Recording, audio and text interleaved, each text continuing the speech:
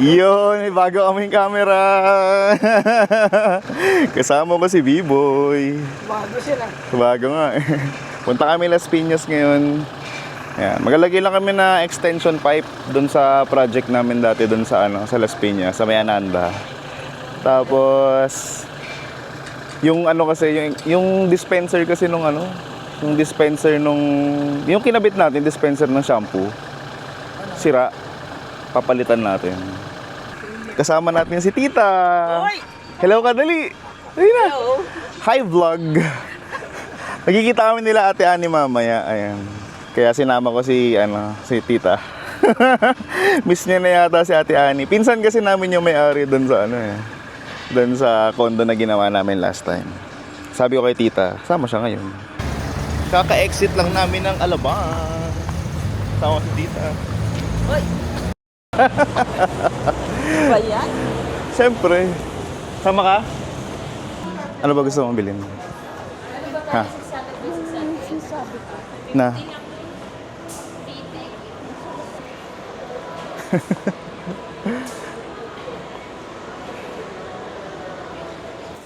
Yeah. Naghahanap si Tita ng faucet. Wala dito yung dalawahan eh. Naghahanap kasi kami ng naghahanap kami ng yung dual na na knob ng faucet. Ah, parang ganito po ba? Tara Tita, Double, sa kabila. Ano po? Ah. Parang ganito ba, sir? Ito po ba? Ay hindi, yung Or dalawa lang po? dalawa yung knob niya. Parang ganito. Ayan. Pang laboratory po, sir, for kitchen. Pang lavatory siya. Ito yung hinahanap namin. Kaso nga lang, ang hanap mo yata yung yung parang luma no? Oo. Yung lumang mga design. Kay Delta. Delta. Ganito yung hinahanap ko eh. Ito, yung pose na ganito. Kaso nga lang may dalawahan yun. Hindi ko lang sure kung pwede yan dun isalpak sa dalawahan. Dito sa area na to, lagi kami natatraffic. Ni B-Boy. Yung condo, nandoon na lang. Ayun, kitang-kita mo na. Wala pang 500 meters yan. Mula dito hanggang dun sa condo, umaabot pa kami ng 30 minutes. Oo. Sobrang traffic dito. As in. Expressway.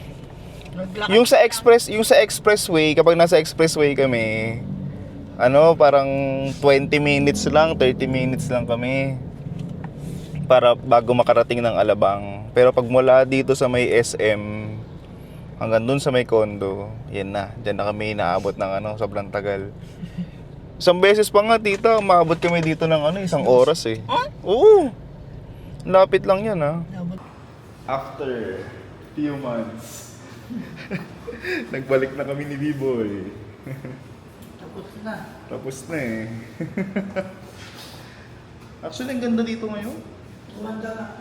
Ang dami nang natapos ng mga ang dami ng mga natapos ng mga structure. Tara, Tita. Ayan. Yung mga dating yung mga establishment sa baba na dating ginagawa pa lang. May 7-Eleven na, may kainan na dun sa kabila. Kasi isa kami sa mga unang gumawa dito. So, kaya naninibago kami. Yung condo na ginawa namin dito, yun yung pinakaunang ni-renovate. Kaya wala pa talaga siyang wala pa talagang ibang nakalagay dito dati. Ganda dito.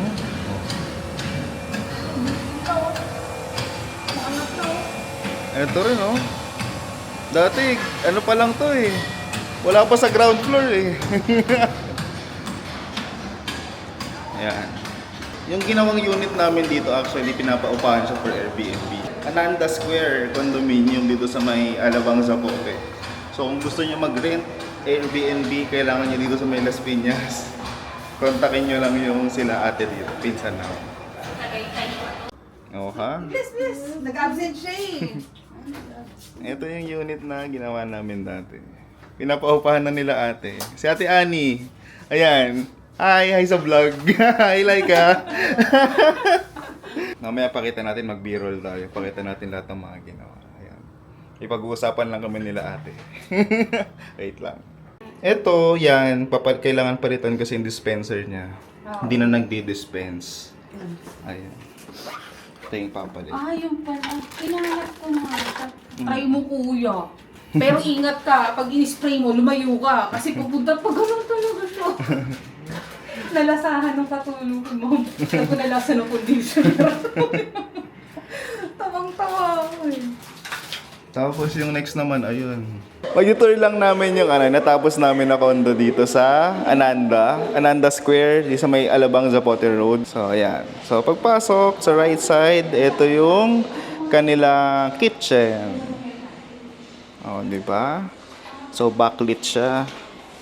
Tapos, meron ng mga complimentary na mga food. Tapos, may water din. Then, meron rin kayong makukuha na magagamit na induction. Tapos, meron na rin siyang range hood. Tapos, meron na rin siyang mga ganito, mga para sa mga spoon and forks. Then, para naman sa mga mugs and other utensils. Then, para sa mga plates. Then, meron rin kami ginawa dito para sa mga condiments. Then, meron rin siyang built-in na trash can. O, di ba? Ang ganda. Tapos, sa ilalim nito, may grease trap. Then, dun sa contract kasi namin, kasama na yung dito eh. Kasama na yung mga appliances, katulad nitong refrigerator, pati yung kanilang microwave. So, ito yung ceiling niya. Naka-track light. Diba? Tapos, pagpasok, yung living area, ito. Then, naglagay rin kami ng mga mirrors dito para magmukha siyang maluwag. So, yun. Actually, yan yung mga hack sa, sa mga maliit na kondo. Maglagay kayo ng maraming salamin para magmukhang maluwag yung ating unit. Kasi ito, 22 square meters lang siya. Tapos, ayun, na-maximize naman namin yung space. Tapos, mukha naman siya maluwag. So, going back dito sa living area, yan, living area. Yan, ito yung kanilang dining area. Yan, pati yung TV, kasama sa amin yan. Tapos, ito naman yung work desk. Then, naka-fluted panel siya. Ito yung divider ng ng living area at saka ng bedroom.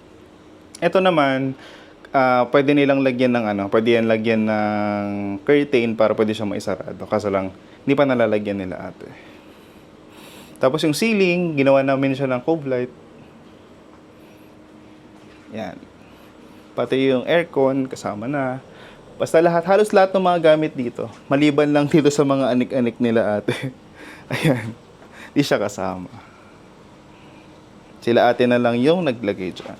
Actually, pati itong itong stairs, itong chairs, kasama siya. So, ito naman yung view mula dun sa bedroom. So, sa right side, ang ginamit namin dito is UV board. Then, ito yung kanilang, yung kanilang closet. So, yung niya, yung door din niya is gawa rin siya sa mirror para mas mukhang maluwag. Then, open natin siya. Ito yung laman. Ayan. Dito rin, sa kabila. Ayan. Meron siya mga divider. O, diba? Ang ganda! Social! Tapos, sa right side naman, mga taguan ng mga kung ano-ano. Para sa mga pinapalit nila ng mga bedsheet. Sa ilalim naman, ang ginawa naman namin dito is yung para sa mga panglinis. Tapos, eto rin pati itong mga display cabinet. Then, may ilaw din siya. So, ito yung another view ng kitchen. Close lang natin ito. Then, pasok naman tayo ngayon sa CR. Ito, isa to sa pinakagusto kong kinonstruct namin dito sa condo na to. Gandang-ganda ako sa CR na to. Ito yung lavatory niya. Yan. Soft close na rin. Tapos ito yung kanilang mirror, backlit, tapos tricolor. Pwede may adjust yung brightness. Pwede siyang humina. Pwede siyang lumakas. Oh, di ba? Tapos sa left side, dyan naman yung kanilang ano. Dito naman yung para sa mga washing machine. Tapos dito sa taas may mga shelves. Then ito naman yung kanilang shower. Then may kasama siyang water heater. So ayun, so far, tinayo namin to, kinonstruct namin to within 2 months from bare. Tapos ito yung kinalabasan. Ito yung kinalabasan niya, di ba? Ang ganda. So yun guys, kung gusto niyo kung gusto niyo magpagawa ng mga condo units, mga bahay, message lang kayo sa akin. Tapos ipapasok namin siya doon. Papasok ko siya doon sa company na pinapasukan ko. Para kung gusto yung mga ganito mga finishes ng bahay, unit, condo, ayun, magawa natin siya ng paraan. Eto, pakita ko sa inyo yung B-roll. Gagawa tayo ng B-roll dito para sa sa unit. Para meron tayong may post doon sa ating page.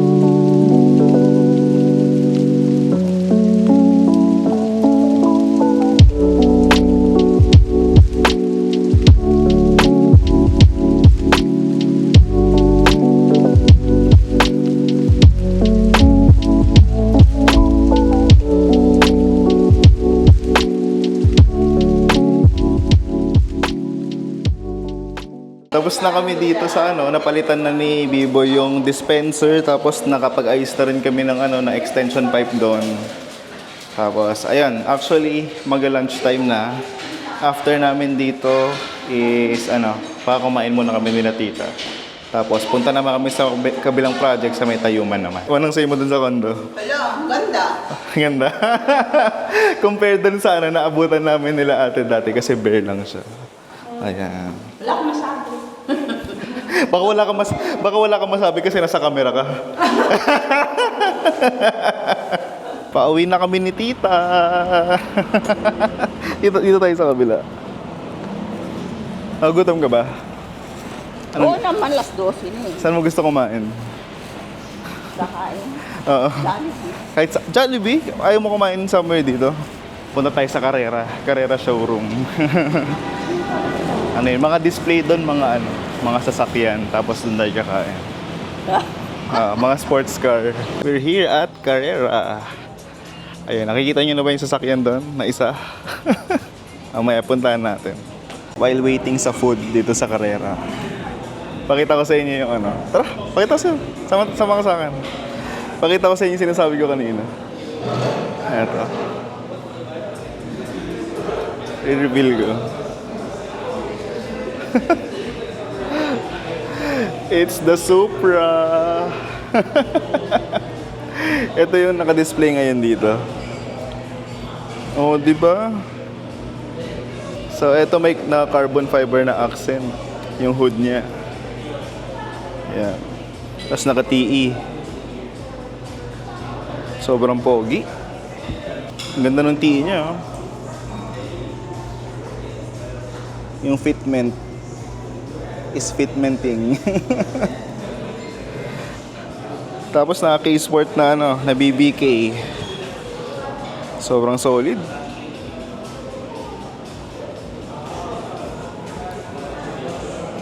Interior.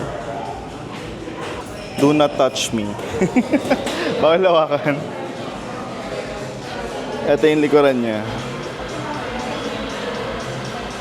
Sobrang ganda. Then naka-single exit lang din. Exhaust. Ayan. May mga binibenta rin sila ng mga diecast dito. Ayan yung presyo. 4K. 4K. 5.5. Itong GT3 na orange. may mga may mga Lambo. Gusto ko GTR. Solid. Marami pa dito sa iba pa. Kasama ko si Iza. Pauwi kami ngayon sa kanila. Makikilamay lang kami. Kasi sa Saturday, ililibing na siya sa La Paz Tarlac. Punta rin kami doon. Pero ngayon, bibili muna kami ng food. Dito kami sa Jollibee. Baka naman, Jollibee. We're testing our new camera. And so far, ganda niya. Right? So pretty. Buti di ko alam kung magkakasya ako dito eh. Ang sikip ng ang sikip ng daan.